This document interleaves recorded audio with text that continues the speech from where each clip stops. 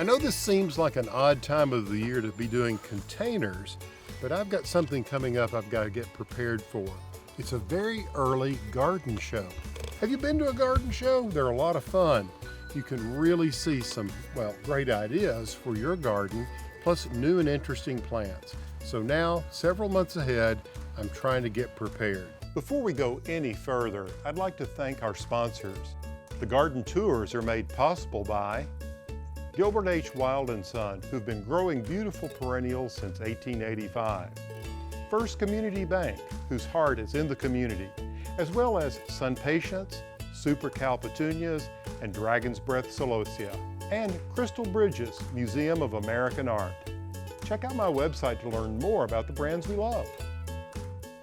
If you've ever been to a flower show, you know that everybody who puts on a display really has to trick nature. You want it to look like spring, even though you're having the show in the middle of winter, and that's the case here. So what I'm trying to do is come up with ways where I can have beautiful displays of flowers, but we can also make them mobile. Another challenge in creating a flower show, because you gotta move it all in with very few hours and then move it all out. So it's a big job. So anyway, what I wanted to do is talk to you just a moment about some of the containers I'm putting together. Here it is in the winter. It's a very cold day here and beginning to rain, but I thought I would give you a few of the basic principles that I follow when I create containers, and then I'll show you what I'm going to do with these in the flower show, okay? So what I like to start out with are at least 3 containers of roughly the same size. These are terracotta containers. I like the rustic sort of feel that's going to fit with my theme for the flower show. And what I've done is I've just taken an all-purpose potting soil, I've placed it in here, and I've got some interesting plants that I want to add to it, some things I want you to think about. I obviously had to go with things that could take the cold because, hey, it's still pretty cool here. And so I want to use plants that are cold tolerant.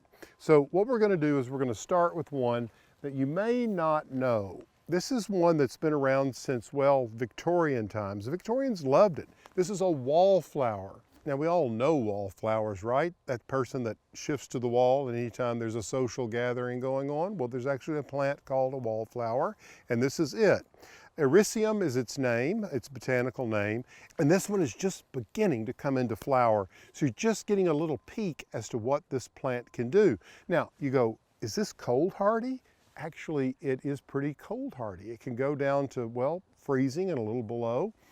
It's a member of the Brassica family, and you know the brassicas, that's cabbage, kale, collards, as well as broccoli and so forth. And so those are cool weather vegetables. So this is a cool weather plant out of the same family.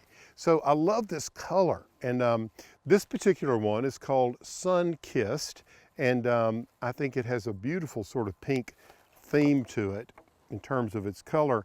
And I always like to kind of break the soil up just a little bit and then begin to integrate these in sort of a core in the center. Now I've got some pansies and violas, but what I want to do is I'm going to group these in 3s. And this is going to be part of my recipe plan that you all have heard me say before, a phrase that I started many years ago. This is going to be my filler, and I'm going to add a thriller and a spiller. But let me take these pansies out of the way first. I found these heucheras, coral bells. You all know coral bells. It's a great perennial, and I thought, hey, why not add those? And you know how I am with this. It's like deep tissue massage. All these people who go, oh, I don't really have time to garden. I can't even do container gardens. And I'm like, come on, give me a break. Anybody can do this. And it doesn't take that much time. As you can see, I'm putting this heuchera in here, and it has a nice red color. This particular variety is one of those new ones, and you can find this at Gilbert H. Wild & Son. They do magnificent heucheras. I'm putting those on each side. And then to really cascade off the front, I found these adorable little violas. Look at the color on that. This one is called Raspberry Sorbet, and I think the color is absolutely perfect for this. So those are going to go in the front, but then look at this for my thriller. So what is it? Right, you got it, Swiss Chard. I was so happy to find these in the garden center, and these look small now, but by the time of the flower show, they're going to be rocking and rolling, and I'm putting those right here at the back. Let me back up here and pull out my little violas.